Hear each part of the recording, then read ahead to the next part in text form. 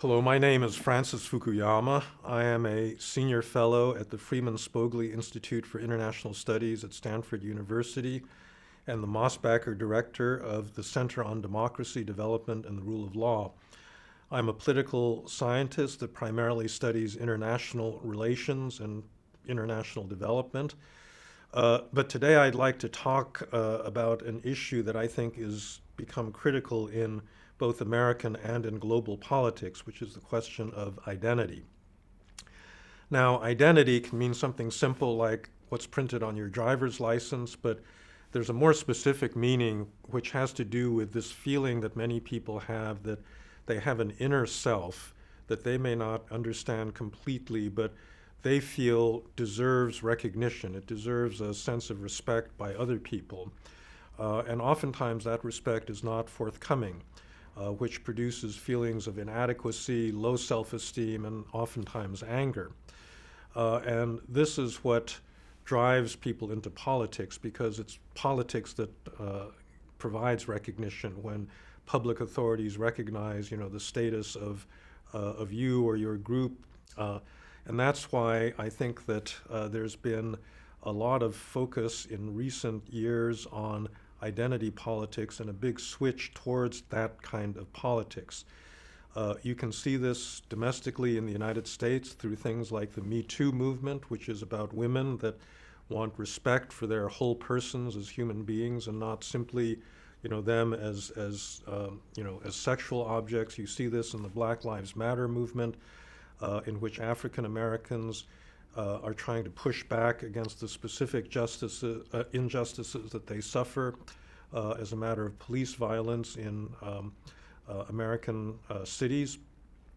But it also has a broader international implication, because around the world there's a lot of nationalist movements that also are based on this desire for recognition.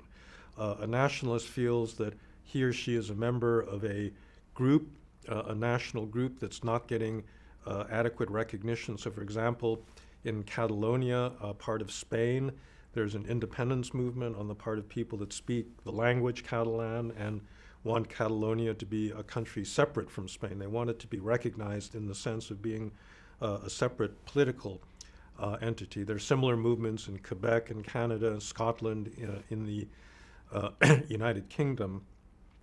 I think also that certain kinds of religious affiliation are driven by this desire for identity. So even something like a terrorist organization like Al-Qaeda or the Islamic State is oftentimes supported by people who feel that the world has disparaged Muslims, has mistreated them, has been violent towards them, and they are seeking, a certain sense of community and identity by picking up a AK-47 and going off to Syria to fight on that community's behalf. Now, all of these groups, I think, are morally at a very different place. And so, the Me Too movement or Black Lives Matter are really questions of social justice. With many nationalist movements, they tend to shade over from demanding equal respect to demanding superior respect. They want to dominate other people.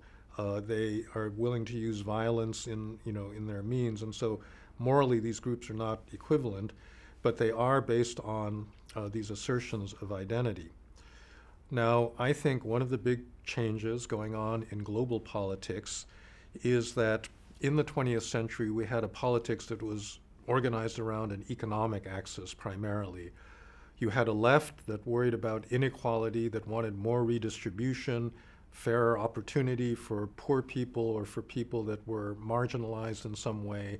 And you had a right that was in favor of the greatest amount of freedom, that wanted a market economy to succeed, that wanted the prosperity that comes from market-based economic growth. And those were the kinds of trade-offs that were involved in our politics that, is certainly the kind of politics that I grew up in. I think that now we are seeing a shift in many countries away from this focus on economic issues to a polarization based on identity. You can see that in Europe, where in Poland and Hungary you've had the rise of populist regimes that have emphasized their own national identity above others. So in Hungary, for example, the Prime Minister Viktor Orban has argued that Hungarian national identity should revolve around Hungarian ethnicity. These tend to be fairly conservative, and one of the unifying factors is their opposition to immigration. There's been a huge increase in globalization over the last 40, 50 years with goods, services, capital, people, ideas moving across international borders. And one of the big shifts that's occurred is a big increase in immigration in many countries.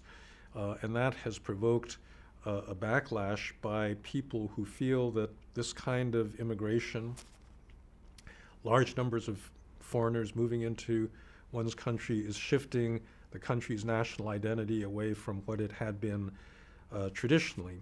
And this backlash movement has brought these populist parties to power. I think this has also been going on in the United States, where with the election of Donald Trump in 2016, you had a very overtly anti-immigrant president who has used opposition to immigration to build support for his base of supporters, and has been much more interested in asserting these kinds of identity issues over traditional Republican policies like tax cuts and greater opportunity based on market competition, that sort of thing. Now, I think that this kind of identity politics in general is not good for modern democracies. It's shared, the more disturbing things are the things like the rise of white nationalism on the right and the growth of global populism. But that was preceded by a shift in the thinking of many people on the left, both in Europe and the United States, where the focus had previously been on the broad working class, which was a large group of mostly white people in America and in Europe. And over time, the thinking about inequality has shifted more towards a focus on specific identity groups like racial minorities, immigrants, women, that were suffering from marginalization and injustice, but were a different group than the traditional working class base that was represented majority communities in these different countries. And as a result, the polarization has emerged not so much over economic policy, but really over these identity issues, where in the United States, for example, the Republican Party increasingly has become the party of white people, and the Democratic Party has become increasingly a party of minorities and women. And in general, I think the problem for a democracy is that you've got these specific identities. Nobody's ever going to deny that we're all born into specific groups. We all suffer shared injustices. We have common experiences that are limited to that group. But for democracy, you need something more than that. You need an integrative sense of national identity that hopefully is open to the existing diversity of the society, that allows people to believe that they're part of the same political community. Democracies do not produce agreement. People disagree on policies, but they have to agree on certain things. They have to agree on the basic rules and procedures by which they make decisions. They have to agree on the legitimacy of their institutions.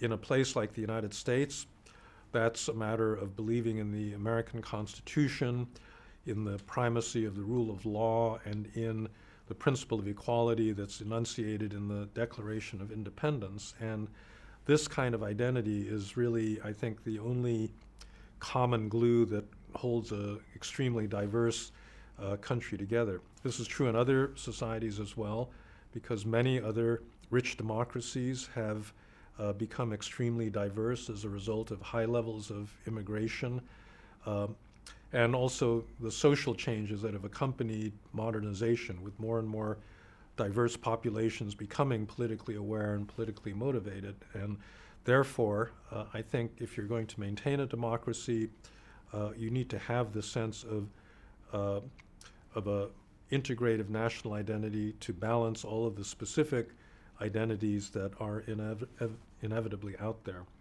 That, I think, is the challenge for modern democracy at the present moment. It's a big challenge because, you know, these partial identities are very powerful and there's a lot of emotion standing behind them. But I think if we worry about the survival of democracy itself, it's important that we emphasize, in a sense, shared values as well as these specific identities that we have grown very accustomed to living inside. So thank you very much for your attention.